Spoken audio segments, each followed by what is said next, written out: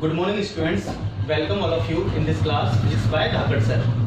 कल अपन ने बेटा इलेक्ट्रोस्टैटिक का जो फर्स्ट लेक्चर था वो लिया था, जिसमें अपन ने बेसिकली चार्ज के बारे में स्टडी की थी कि आवेश क्या होता है, आवेश की इकाई क्या होती है, ठीक है, और आवेश कैसा कैसा क्षेत्र क्या करता है बेटा उत्पन्न करता है। आज अपन बात करने जा रहे हैं लेक्चर नंबर 2 के अंदर कि किसी भी वस्तु को अपन आवेशित कैसे कैसे कर सकते हैं। यहाँ पर है बेटा आवेशित करने की विधियां, ठीक है। तो आवेशित करने की विधियां, मेथड ऑफ चार्जिंग, इसके अंदर अपन 3 विधियां लेते हैं बेटा। पहली है आपकी घर्षण द्वारा आवेशन, दूसरा है आपका संपर्क या चालन द्वारा आवेशन, और तीसरा है आपका प्रेरण द्वारा आवेशन, ठीक है। तीनों विधियों को अपन एक एक करके समझेंगे। तो पहला अपन समझते हैं बेटा घर्षण द्वारा आवेशन किस तरीके से होता है।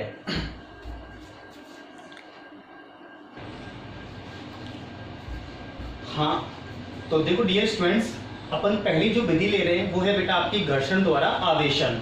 तो मैंने यहाँ पर घर्षण द्वारा आवेशन को समझाने के लिए एक छोटा सा आपके सामने डायग्राम बनाया है, जिसमें आप आसानी से समझ सकते हैं बेटा कि जो आपका घर्षण द्वारा आवेशन है वो किस तरीके से होता है। तो देखो फर्स्ट जो है बेटा आपकी, ये कैसी वस्तु है आपकी बेटा, ये उदासीन है, ठीक है। ये आपकी उदासीन वस्तु है जिसको अपने नाम क्या दे दिया बेटा, अपन ने ए दे दिया। न्यूट्रल बॉडी है फर्स्ट आपकी, और ये अपनी सेकंड न्यूट्रल बॉडी है जिसको अपन ने नाम दे दिया बेटा बी। पहली वस्तु उदासीन हो गई आपकी ए और दूसरी हो गई आपकी बी।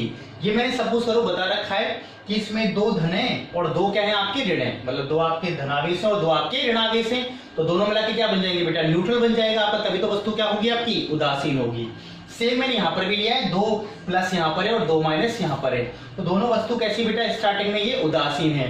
अपन ने सेकंड फिगर में देखो इस तरह डायग्राम बनाया है।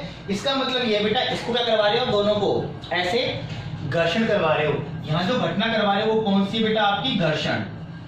आप इन दोनों को घर्षण करवा रहे हैं, आप फ्रिक्शन करवा रहे हैं। आप घर्षण करने से क्या होगा बेटा कि आफ्टर जब इसको आप सेपरेशन करोगे, एक दूसरे को अलग करोगे, तो आप ये देखोगे कि एक बॉडी पर आ जाएगा बेटा नेगेटिव नेगेटिव और एक बॉडी पे आ जाएगा आपका पॉजिटिव पॉजिटिव। मतलब एक वस्तु पूरी तरीके से कैसी हो जाएगी बेटा, ऋणावेशित, और दूसरी वस्तु जो है वो पूरी तरीके से कैसे हो जाएगी बेटा आपकी धनावेशित, ठीक है। कौन सी वस्तु ऋणावेशित होगी या कौन सी वस्तु धनावेशित होगी, ये जो चीज है बेटा वो आपकी वस्तु की प्रकृति पर निर्भर करता है।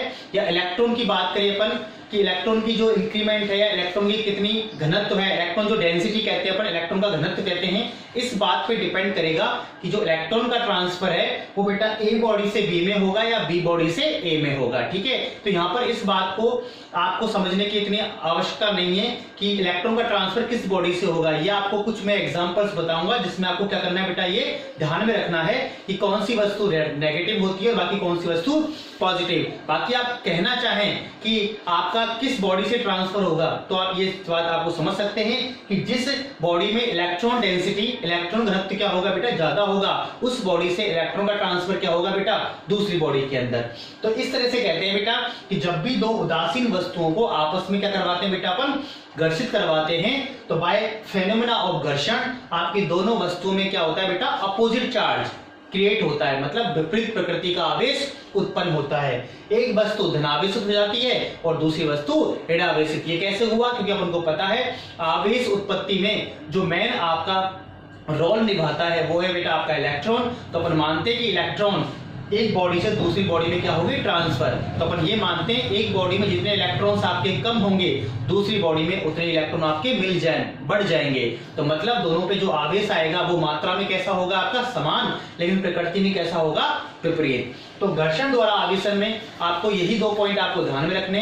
पहली चीज तो कि घर्षण द्वारा आवेशन में दोनों जो वस्तुएं होती हैं उनपे जो आवेश का मान होता है वो आपका समान होता है, आवेश की जो वैल्यू होती है वो बराबर होती है, लेकिन जो प्रकृति होती है वो कैसी होती है आपकी, विपरीत होती है। मतलब एक पे यदि धनावेश आएगा तो दूसरे पे आपका ऋणावेश आएगा, ठीक है। इसमें कुछ एग्जांपल्स जो हैं वो आप याद रख सकते हैं। एग्जांपल जैसे बात करते हैं अपन comb and dry hair. Comb and dry hair पहला एग्जांपल है कंघे का और बालों का, ठीक है। दूसरा याद रखना है बेटा आपको एबोनाइट और बोलते हैं बेटा अपन animal for.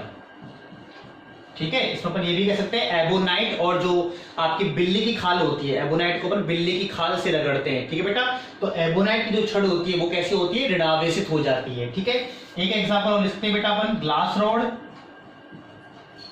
And silk. Glass rod and silk, glass rod कैसी जाती है बेटा, धनावेशित। तो ये आपको फिक्स जो चीज ध्यान रखनी है कि कॉम्बो को ड्राई हेयर से आप घर्षण करवाओगे, ठीक है, एबोनाइट को आप एनिमल फर से करवाओगे, और ग्लास रॉड को आप सिल्क से करवाओगे। तो ग्लास रॉड कैसी हो जाएगी बेटा, धनावेशित, सिल्क हो जाएगा क्लॉथ आपका ऋणावेशित। ठीक है, ऐसे ही आप एबोनाइट को जब एनिमल फर से करवाओगे, मतलब बिल्ली की खाल के या किसी भी खाल से आप रगड़ोगे बिल्ली की खाल से, तो एबोनाइट हो जाएगा आपका ऋणावेशित और ये हो जाएगा आपका धनावेशित। कॉम्ब को ड्राई हेयर से करेंगे तो आप ये मानोगे कॉम्ब हो जाएगा आपका धनावेशित और ड्राई हेयर हो जाएंगे आपके ऋणावेशित। तो ये चीजें आपको फिक्स है तो ध्यान में रखनी है। तो ये आपकी पहली विधि हुई बेटा आपकी घर्षण द्वारा आवेशन।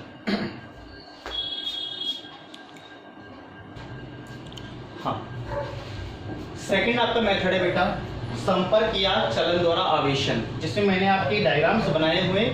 इन डायग्राम से आप आसानी से समझ सकते हैं बेटा कि संपर्क या चलन द्वारा आवेशन की जो विधि होती है वो किस तरीके से होती है। तो इसकी परिभाषा यदि आप समझना चाहो तो आप इसमें क्या करते हैं बेटा कि इसमें दो, एक तो लेते हैं बेटा आवेशित वस्तु और एक लेते हैं बेटा अपन अनावेशित वस्तु। मतलब अपन एक अनावेशित वस्तु के पास में एक आवेशित वस्तु लेके आते हैं और दोनों को क्या करवाते हैं बेटा, स्पर्श करवाते हैं। संपर्क का जो अर्थ होता है वो स्पर्श समझ सकते हो, या बिल्कुल क्या करवाते हैं, इनको टच करवाते हैं। तो टच करने से क्या होता है बेटा, जो आवेश होता है वो एक वस्तु से दूसरी वस्तु पे क्या होता है बेटा, ट्रांसफर हो जाता है। तो अपन ये कहते हैं बेटा दूसरी वस्तु भी क्या हो जाती है आपकी, आवेशित हो जाती है। मतलब जब दो वस्तुओं को, जिसमें एक आवेशित और एक अनावेशित, दोनों को संपर्क में लाया जाता है तो उसे बोलते हैं बेटा संपर्क द्वारा आवेशन करना। ठीक है, अब देखो ये विधि होती कैसे है तो वो आप समझिए। इसमें सपोज करो ये वस्तु तो है अपनी ए और ये वस्तु है अपनी बी। ठीक है, जिसमें ए वस्तु को कहा है मैंने कि ये वस्तु है बेटा आपकी आवेशित, और सपोज करो इस पे चार्ज कैसा है आपका प्लस प्लस। ये मैंने अपनी मर्जी से माना है कि सपोज करो ये वस्तु आपकी आवेशित है और इस पर चार्ज क्या है आपका प्लस प्लस है। आप चाहो तो इसमें माइनस माइनस भी ले सकते हैं। ये दूसरी वस्तु है, ये कैसी बेटा आपकी उदासीन है, कैसी आपकी न्यूट्रल है। ठीक है, और आपको यहाँ पर ये जो है ये स्टैंड है बेटा, और जो स्टैंड है वो कैसा है बेटा आपका कुचालक, कुचालक पदार्थ का बना हुआ क्या है बेटा, ये स्टैंड है। ये आपका बनाना बहुत जरूरी है क्योंकि यदि किसी भी वस्तु पर आप आवेश तभी रुक पाएगा जब यहाँ पर कैसा हो बेटा, ये इंसुलेटिंग हो, कुचालक पदार्थ हो, नहीं तो आवेश क्या हो जाएगा बेटा, इसके थ्रू अर्थ में चला जाएगा, ग्राउंड हो जाएगा। इसलिए आपको यहाँ पर स्टैंड को बनाना आवश्यक है। अब क्या करना है बेटा, फर्स्ट स्टेप की अपन ने बात कर ली कि पहली वस्तु आवेशित ले ली और दूसरी कैसे ले ली बेटा, आपने उदासीन ले ली या अनावेशित ले ली।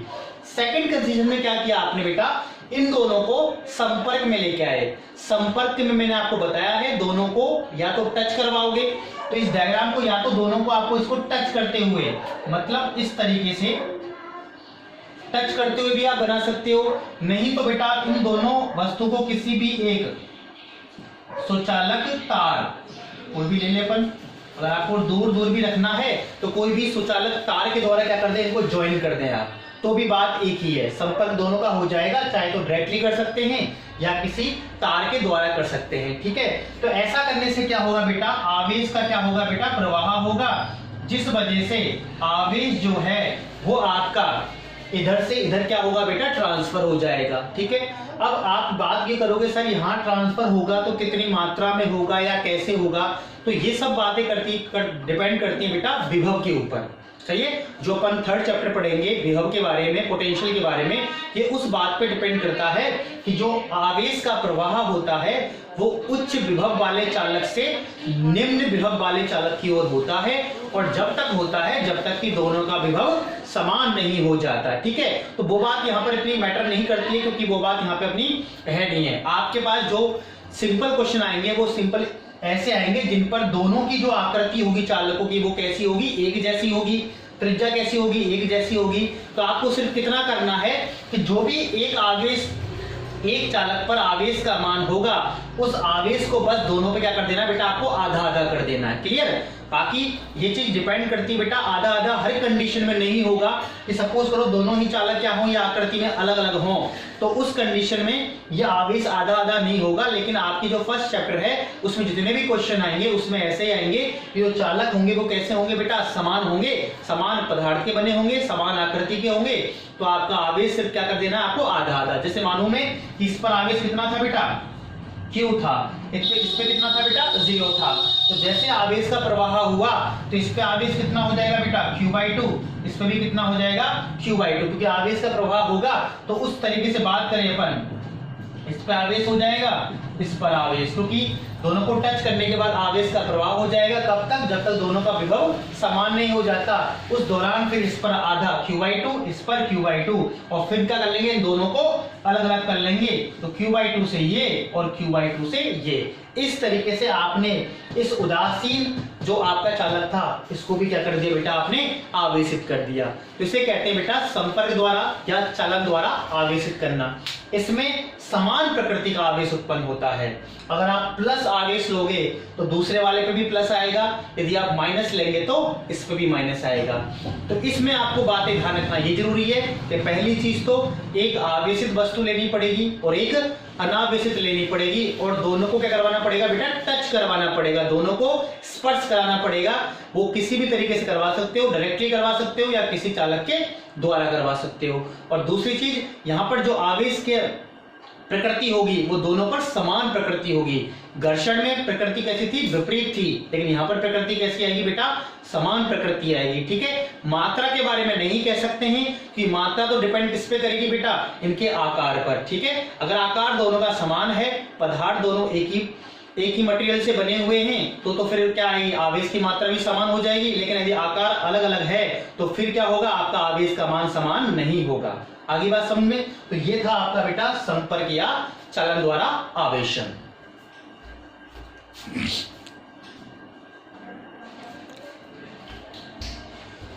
हाँ, तीसरी विधि है बेटा आपके पास प्रेरण द्वारा आवेशन।